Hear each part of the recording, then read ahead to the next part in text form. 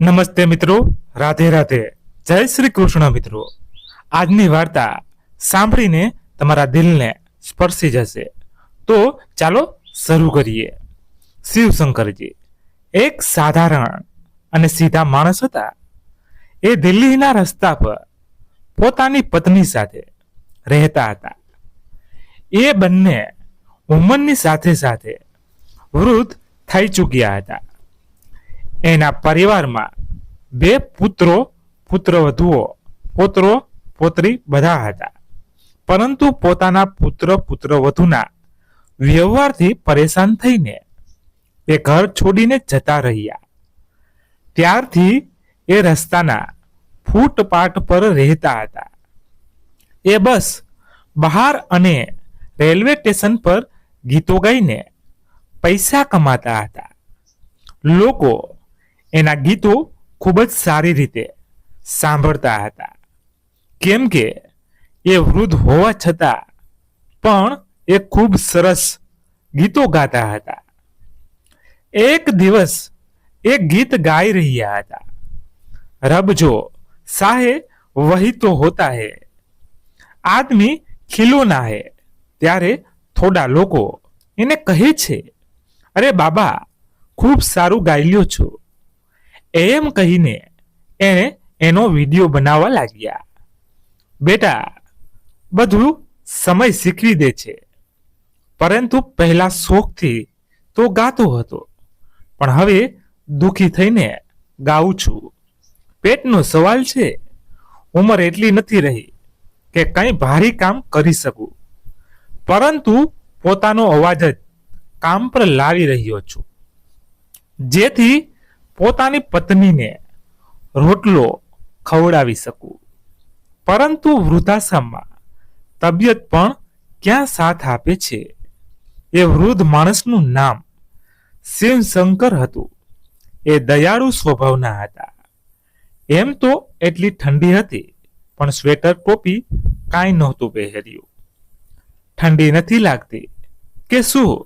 તેમને બાબા એ અડ્ડા પર એક માણસે કહ્યું. ઠંડી પણ લાગે છે અને ભૂખ પણ. બેટા, પણ બંનેની લડાઈમાં માં ભૂખ હંમેશા વધુ તડબે છે. એટલા માટે ઠંડીને ઇગ્નોર કરીને ભૂખ માટે આવવું પડે છે. શિવશંકરજીએ પોતાના આંસુ લૂછીને કહ્યું, અરે બાબા, તમે રડો નહીં. જેનું કોઈ નથી હોતું એના ભગવાન હોય છે. આવું કહીને ત્યાં ઉભેલા બધા માણસે થોડા થોડા પૈસા શિવશંકરજીને આપી દે છે. તો શિવશંકરજી એ લોકોને ધન્યવાદ કહીને ત્યાંથી જતા રહે છે. શિવશંકરજી રોજે બસ અડ્ડો કે રેલવે સ્ટેશન પર ગીતો ગાઈને ભીખ માંગે છે. પરંતુ એક છોકરી રોજે એને પૈસા ન આપીને બસ ખાવાનું આપતી. એ દિવસે એ છોકરી જ્યારે શિવશંકરજીને ખાવાનું આપી રહી હતી, ત્યારે શિવશંકરજીએ એની પાસે પૈસા માંગ્યા. તો છોકરીએ એને પૂછ્યું, શું વાત છે બાબા, આજે ભૂખ નથી લાગી?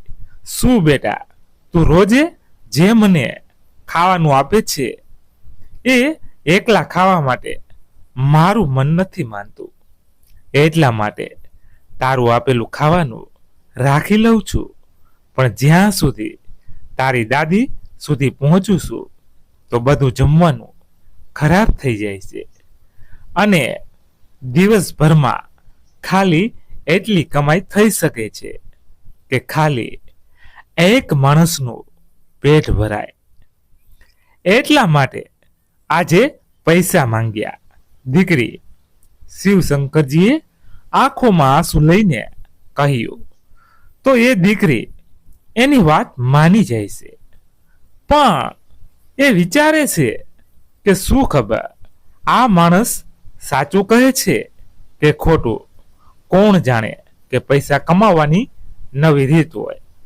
ટ્રેનના છેલ્લા સ્ટેશન પર બધા ઉતરે છે, અને સાથે એ છોકરી મીરા પણ એ શિવશંકરજીની વાતને જાણ કરવા માટે એનો પીછો કરવાનું વિચારે છે અને એની પાછળ જાય છે અને જોવે છે કે સ્ટેશનની બહાર એક વૃક્ષની નીચે એક ટેન્ટ છે.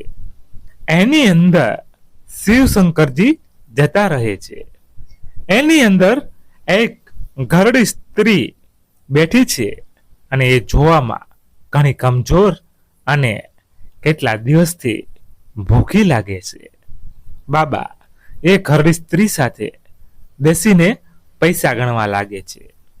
એની હાલત જોઈને મીરાની આંખોમાં આંસુ આવી જાય છે. મીરા એક યુટ્યુબ પર હેલ્પલાઇન ચેનલ બનાવી રહી હતી અને એક હેલ્પલાઇન ચેનલ ચલાવતી હોવાથી એક સંસ્થા સાથે જોડાયેલી હતી. એટલા માટે એણે તરત પોતાની સંસ્થાના લોકોને ફોન કરીને એ વૃદ્ધો માટે ગરમ કપડાં માંગ્યા, કેમ કે એટલી ઠંડીમાં બંને એક પાતળી ચાદર ઓઢીને બેઠા હતા. એ ટેન્ટ પણ એટલું પાતળું હતું કે કદાચ એનાથી એનો બચાવ થઈ રહ્યો હતો. થોડી વારમાં મીરાના સંસ્થાના લોકો નવા કપડાં અને થોડીક ખાવાની વસ્તુ લઈને આવી ગયા. લોકોને ત્યાં જોઈને શિવશંકરજી ચોંકી જાય છે અને મીરાને કહે છે, શું વાત છે દીકરી, તું અહીંયા? મેં તારી પાસે પૈસા માંગ્યા તો તું એ જોવા આવી છે કે હું સાચું કહું છું કે ખોટું. જાણી લે, કંઈ પણ ખોટું નથી કહ્યું. અમને ગરીબોને 2 સમયની રોટલી તો શું પહેરવા ઓઢવા માટે એક ફાટેલું કપડું પણ નસીબ નથી હોતું. એટલું કહીને શિવશંકરજી રોવા લાગ્યા. અરે બાબા, નહીં, હું તો તમારા જેવા લોકોની મદદ કરવા માટે આવી છું. હું રોજે તમને ખાલી બસ અડા પર જ જોતી હતી, પણ આજે તમારી મદદના ઈરાદે તમારો પીછો કર્યો. બાબા, આ લ્યો તમારી બંને માટે થોડા ગરમ કપડાં, અને હવેથી તમે લોકો અહીંયા નહીં રહો. ચાલો તમે બંને અમારી સાથે. શિવશંકરજીએ કહ્યું. પણ દીકરી ક્યાં? શિવશંકરજીએ આશ્ચર્યથી પૂછ્યું. તો મીરાએ કહ્યું, બાબા, અમારા વૃદ્ધાશ્રમ, જ્યાં તમારી જેવા કેટલા લોકો રહે છે. તમને ત્યાં કોઈ તકલીફ નહીં થાય.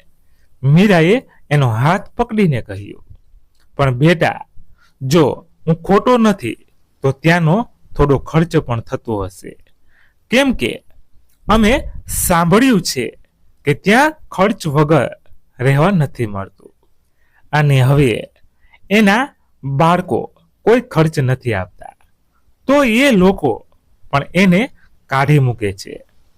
બેટા, ક્યાંક એવું ન થાય કે થોડા દિવસ માટે રાખ્યા પછી અમને ત્યાંથી પણ કાઢી મૂકે અને આ જગ્યા પણ અમારા હાથથી જતી રહે.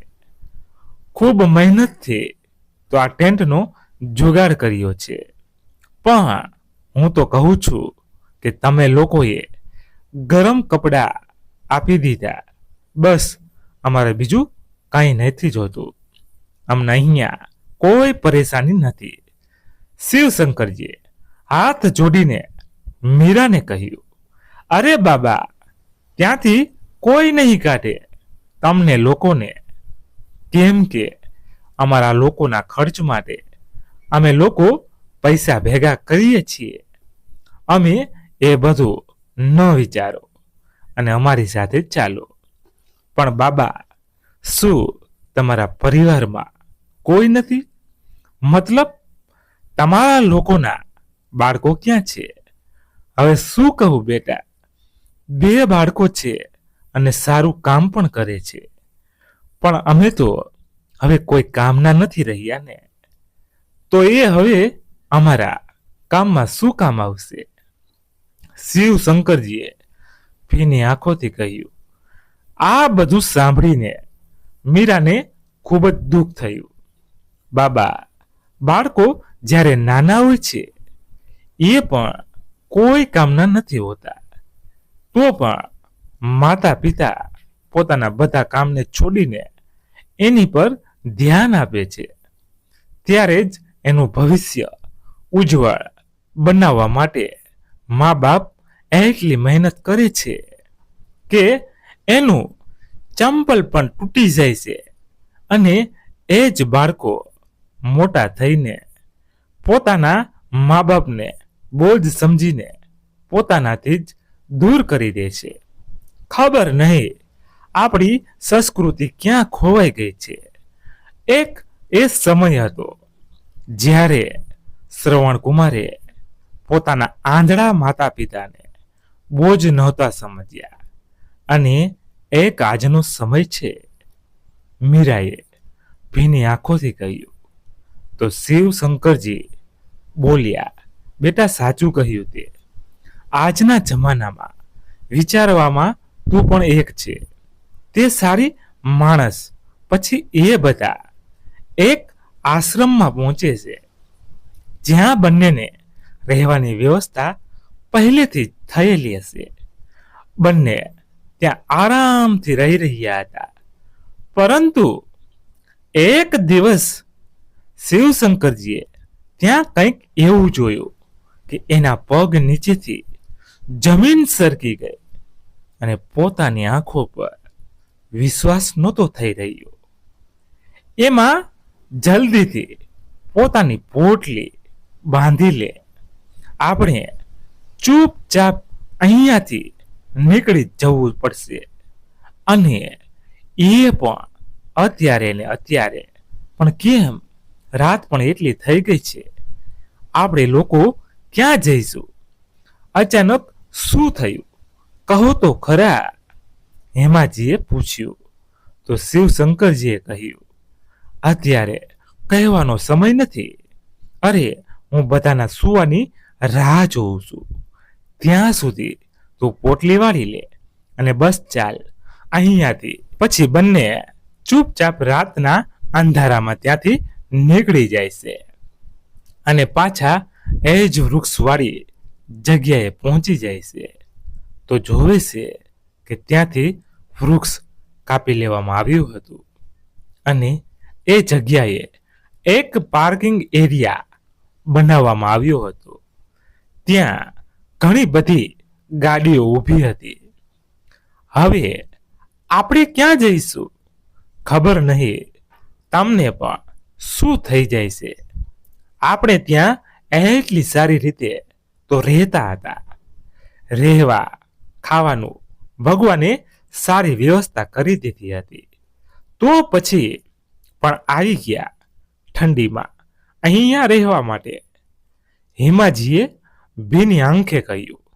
તો શિવશંકરજી બોલ્યા, હેમા, મારે ત્યાંથી આવવાનું કારણ તને ખબર પડશે ને, તો તું પણ કહીશ કે મેં સાચું કર્યું.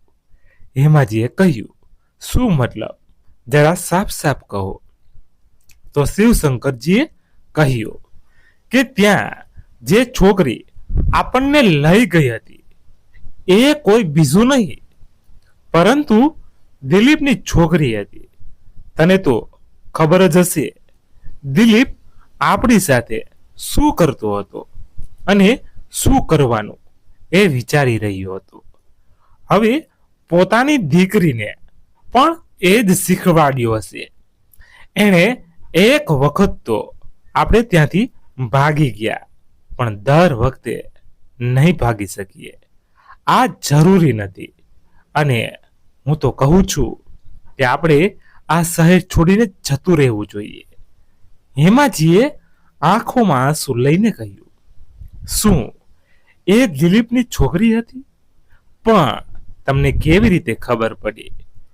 જ્યારે આપણે એને છેલ્લી વખત જોઈ હતી ત્યારે તો એ સાવ નાની હતી. તો પછી તમે એને કેવી રીતે ઓળખ્યા? શિવશંકરજીએ કહ્યું, એ દિવસે આપણને વૃદ્ધાશ્રમ છોડ્યા પછી જ્યારે એ ત્યાંથી નીકળી તો હું એને ધન્યવાદ આપવા માટે એની પાછળ ગયો. તો મેં એના આ વૃદ્ધાશ્રમની બહાર દિલીપ સાથે વાત કરતા જોઈ. અહીંયાના લોકો પાસેથી જાણ કરીને ખબર પડી કે એ એનો પિતા છે અને મને સમજાવવામાં વાર મોડું ન થયું કે આ છોકરી મને એટલું મીઠું મીઠું સુકામાં બોલી રહી હતી. જરૂર એના બાપે એને મોકલી હશે, પણ એ જે આશ્રમને લઈને ગઈ હતી એ તો સાચું હતું ને, હેમાજીએ કહ્યું. તો શિવશંકરજી બોલ્યા, તો એનાથી શું ફરક પડે છે? હવે આપણો વિશ્વાસ જીતવા માટે આ બધું તો કરવું જ પડશે ને. અને કોણ જાણે એ લોકો આના પછી આપણી દુર્ગતિ કરવાનું વિચારતા હોય. ચાલો હેમાજી, જલ્દી કરો, આપણે રાતોરાત આ શહેર છોડવું પડશે, શિવશંકરજીએ ડરીને કહ્યું. તો હેમાજી બોલ્યા, અરે લાગે છે કે વૃદ્ધાશ્રમમાં તમારું મગજ ખરાબ થઈ ગયું છે. આપણી ઉંમર જોઈને તમને લાગે છે કે આપણે સાલી અને શહેરથી બહાર જતા રહીશું, અને એ પણ રાતના અંધારામાં. પોલીસે રોકી લીધા તો ક્યાંક આપણને ચોર ડાકુ કહીને અંદર ન કરી દે. શિવશંકરજી બોલ્યા, હા, આ વાત સાચી છે તારી. સાલી અહીંયા રસ્તાના કિનારે થોડી વાર આરામ કરી લઈએ, સવાર પડતા જ નીકળી જઈશું. આટલું કહીને શિવશંકરજી અને હેમાજી ત્યાં જ બેસી જાય છે અને પોતાની વીતેલી યાદોમાં ખોવાઈ જાય છે. અને બંને ભાઈ દિલીપ અને રાહુલ શિવશંકરજી અને હેમાજી સાથે રહેતા હતા. શિવશંકરજી એક ખૂબ મોટી હોટલ ચલાવતા હતા, એ પણ શહેરની વચ્ચોવચ્ચ. શિવશંકરજી અને એના પુત્રો હોટલ સંભાળતા હતા. હોટલમાં હંમેશા એટલી ભીડ રહેતી હતી કે એ લોકો વારા ફરતી ઘરમાં આરામ કરવા માટે જતા. હેમાજી રોજે ત્રણેયની રાહ જોતી. ખૂબ જ ખુશી પરિવાર હતો. સૌથી પૈસાની કોઈ અસર ન હતી. ઘરમાં બધા કામ માટે નોકર હતા, પરંતુ રસોઈએ જાતે બનાવતી હતી. એની તબિયત હંમેશા ખરાબ રહેતી, એટલા માટે રસોઈ બનાવવાવાળી રાખવા માટેની વાત પણ થતી, પણ હેમાજી ના કહી દેતી. હર કામ માટે નોકરાણી હતી, પણ ખાવાનું બનાવવા માટે એ ખુદ બનાવતી. સમય એવી રીતે જ પસાર થઈ રહ્યો હતો અને બંને ભાઈઓના લગ્ન પણ થઈ ગયા. સોની અને ચાંદની પહેલા તો હળી મળીને રહે, પછી ધીરે ધીરે આપસમાં લડાઈ વધારે વધતી ગઈ. હવે પરિવાર અંદર ને અંદર કમજોર થતો ગયો. વાત વાતમાં પર ઝઘડો થવા લાગ્યો. આ બધું જોતા જોતા શિવશંકરજી બીમાર રહેવા લાગ્યા અને એને જલ્દી જ પથારી પકડી લીધી. એના પછી તે પરિસ્થિતિ વધારે ખરાબ થઈ ગઈ. બંને ભાઈઓએ પૈસા ચોરી કરવાના શરૂ કરી દીધા, જેનાથી હોટલમાં ખૂબ નુકસાન થઈ ગયું અને છેલ્લે હોટેલ બંધ કરવી પડી. હવે શિવશંકરજીએ બધાને અલગ રહેવા માટે કહી દીધું અને એ જ ઘરમાં બધાને પોતપોતાનો અલગ અલગ ભાગ આપી દીધો અને બધા અલગ અલગ રહેવા લાગ્યા. સૌથી મોટો પ્રશ્ન થયો કે મા બાપ ક્યાં રહેશે? તો બંને મા બાપને રહેવાની વ્યવસ્થા તો કરી દીધી, પણ બંનેને જવાબદારી લેવાથી પાછળ હટી ગયા. બધા એકબીજા પર મા બાપને નાખવા લાગ્યા. જ્યાં હોટલને શિવશંકરજીએ એટલી ઊંચાઈ પર પહોંચાડી હતી, આજે એ હોટલનો નામો નિશાન પણ નહોતું વધ્યું. બંને પુત્રોએ હોટલના પૈસા હડપીને થોડા દિવસ માટે ઘરે જમા પણ કરી લીધા. પણ શિવશંકરજી તો હમણાં પથારી પરથી ઊભા થયા હતા. એ ઘણા દિવસોથી પોતાની બીમારીના કારણે ઘણા પૈસા ખર્ચી ચૂક્યા હતા. બંને પુત્રોએ એ નિર્ણય કર્યો કે એ બંને 6 મહિના સુધી મા બાપને પોતાની પાસે રાખશે અને એમ તો મા બાપ રહેશે આ જ ઘરમાં, પણ ખાવા પીવા માટેનો ખર્ચો 6 મહિના માટે ઉઠાવશે. શિવશંકરજી પોતાના પરિવારની આવી હાલત જોઈને રોઈ દેતા, પણ પોતાની હાલતને કારણે એ પોતાના આંસુ લૂછી લેવા પડતા. પહેલા એને રાખવાનો વારો આવ્યો એના મોટા પુત્રનો, પરંતુ સોની તો એના પર ગુસ્સે થતી. હેમાજી વિચારતી કે ખબર નહીં એણે એવું શું કરી દીધું જે એની સાથે આવું વર્તન કરે છે. હેમાજી વર્ષોથી બંને પુત્રો અને પતિના ખાવાનું ધ્યાન રાખતી આવી છે. કોઈની એટલી હિંમત ન હતી કે એના દેખભાળમાં કોઈ પણ ખામી શોધીને બતાવે, પણ આજે એ બંને પોતાના જ ઘરમાં અજનબીની જેમ રહી રહ્યા હતા. એક દિવસ સવારે સોની હેમાજીને કહે છે, જુઓ મમ્મીજી, હવે આપણે કોઈ અમીર તો છીએ નહીં, એટલા માટે આમ બેસીને ખાવાનો તો કોઈ સવાલ જ નથી. આજથી ઘરના બધા કામ તમે કરશો અને બહારના પપ્પાજી કરશે, ત્યારે જ તમને લોકોને ખાવાનું મળશે. હેમાજી આ વાતમાં આમાં માથું હલાવીને પોતાની પુત્રવધૂની વાતો સાંભળી લે છે અને ચૂપચાપ રસોડામાં જતી રહે છે. એ દિવસભર કામ કરતી તો પણ સોનીએ લોકોને ખાવાનું આપતા સમયે એવું જ કહેતી કે ખબર નહીં, થોડા લોકો પોતાની કિસ્મત લખાવીને જ આવ્યા હોય છે કે ફ્રીનું ખાવાનું ખાય છે અને એને ખવડાવવા વાળા હંમેશા પીસાતા રહે છે.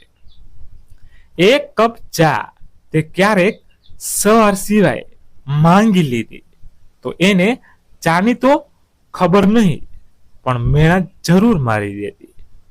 અને ક્યારેક હેમાજી પોતાની જાતે રસોડામાંથી ખાવાનું લઈ લેતી તો પુત્ર વધુ એના હાથથી છીણવી લેતી અને દંડાથી એને ખૂબ મારતી. હેમાજી બિચારી ચૂપચાપ બધો માર સહન કરી લેતી. આ રીતે દિવસો વીતતા ગયા અને એ બંને વધારે બદતમીઝી અને ખતરનાક થતા ગયા. હવે તો એ બંને એક દિવસ છોડીને જમવાનું આપતા અને 1-2 બિસ્કિટ ચાની સાથે આપી દેતા, કહેતા કે કોઈ એટલી કમાઈ નથી, પોતાનું પેટ તો ભરી નથી શકતા, અમે તમને ક્યાં સુધી ખાવા માટે આપીશું.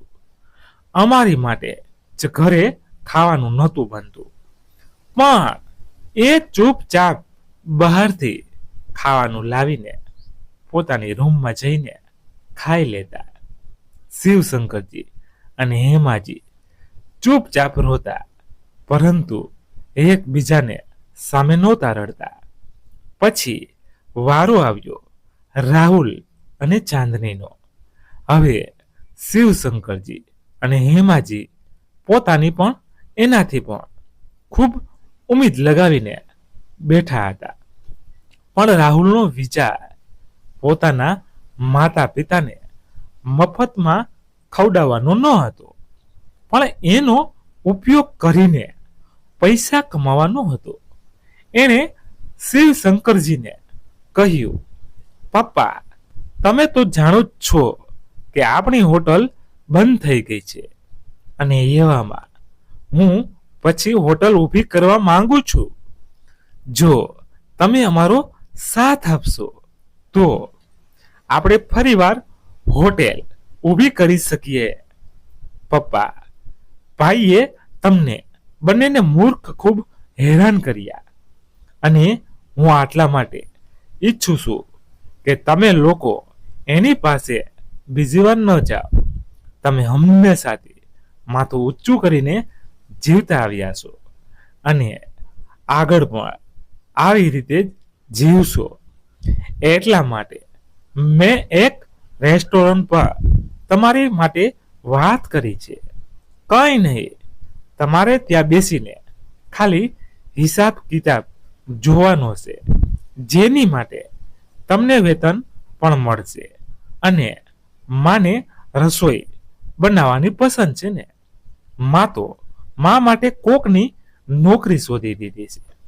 બધા મળીને કામ કરીશું અને પૈસા કમાઈશું, તો જલ્દી આપણે આપણી હોટલ ખોલી શકીશું. જોજો.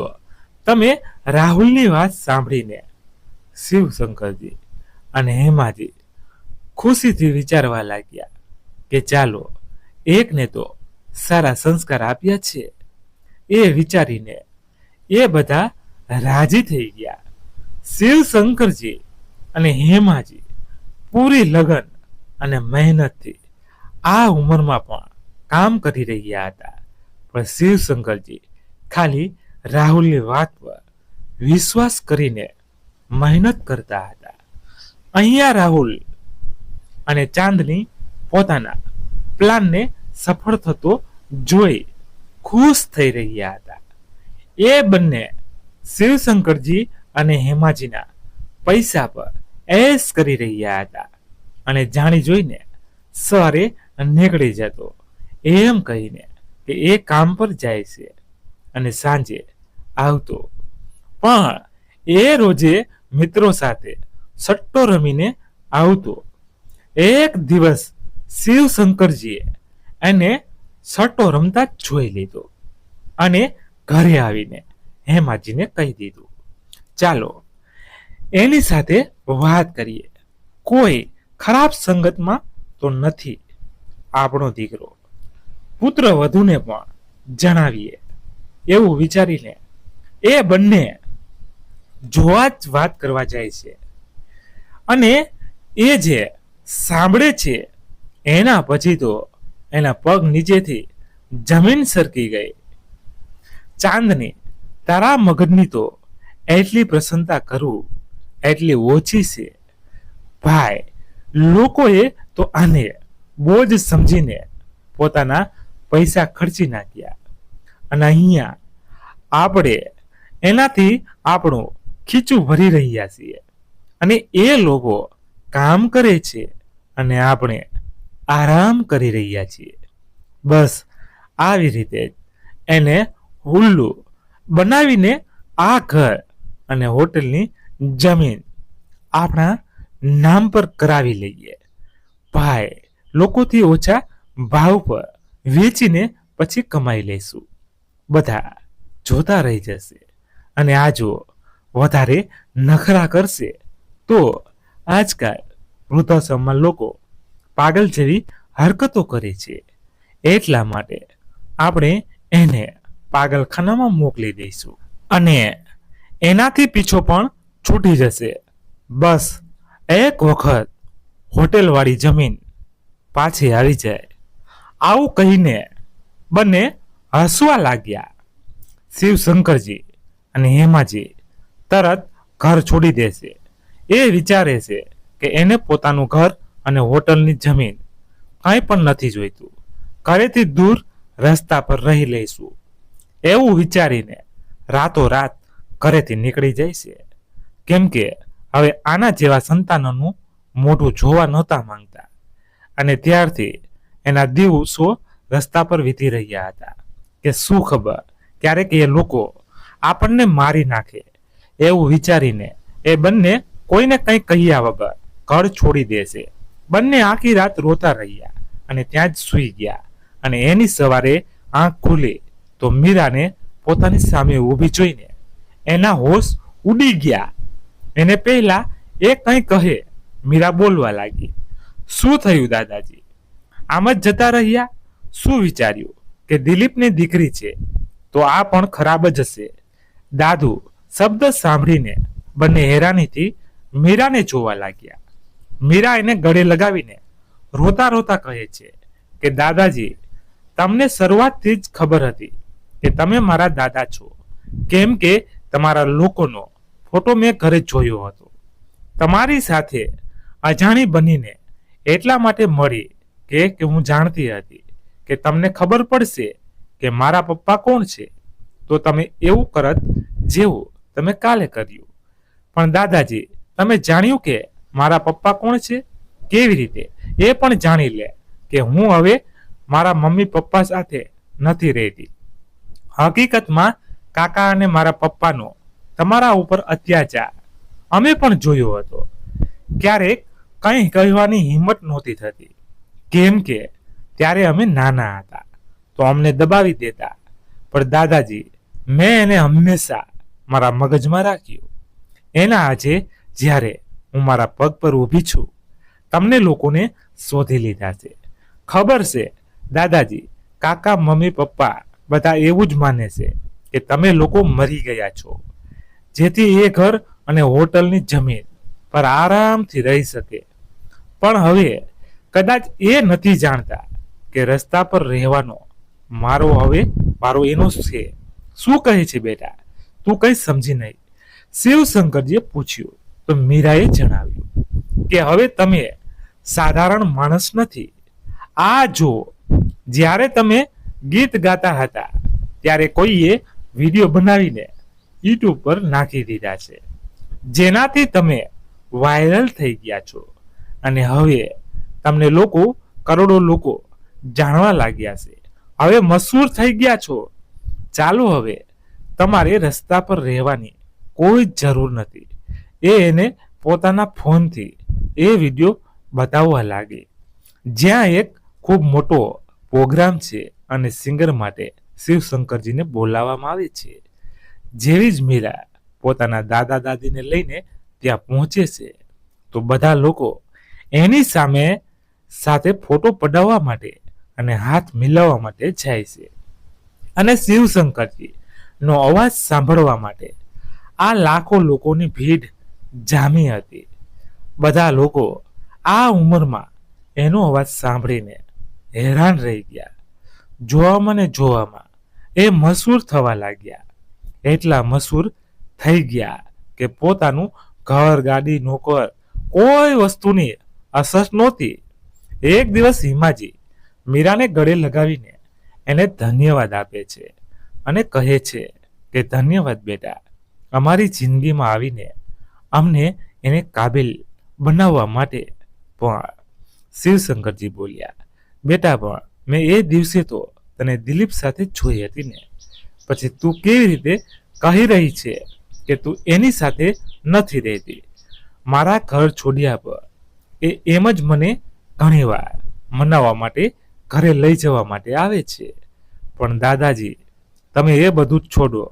સૌથી પહેલા ત્યાં જઈને પોતાના પરિવારના રાક્ષસોને હટાવવાના છે.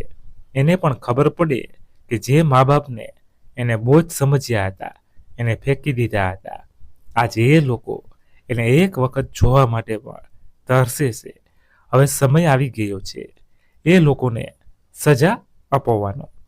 ખબર છે કે માતા પિતા હોવાના કારણે તેમને આ બધું સારું નહીં લાગે, પણ તમે લોકોએ તેને હજી પાઠ ન ભણાવ્યો તો હર બાળક પોતાના મા બાપ સાથે આવો જ વ્યવહાર કરશે. ક્યારેક માતા પિતાને પણ કઠોર બનવું જ પડે છે. હેમાજી કહે છે કે હું તો હેરાન છું બેટા, કે જે સંસ્કાર અમે અમારા બાળકોને ના આપી શક્યા, એ સંસ્કાર અમારા બાળકોએ પોતાના બાળકોને કેવી રીતે આપી દીધા. દાદા, આ સંસ્કાર તમારી જ એક ઝલક છે. તમારા બાળકો તો આનાથી કોસો દૂર છે. મીરાએ કહ્યું, એને તો સંસ્કારનો સાચો મતલબ જ નથી ખબર.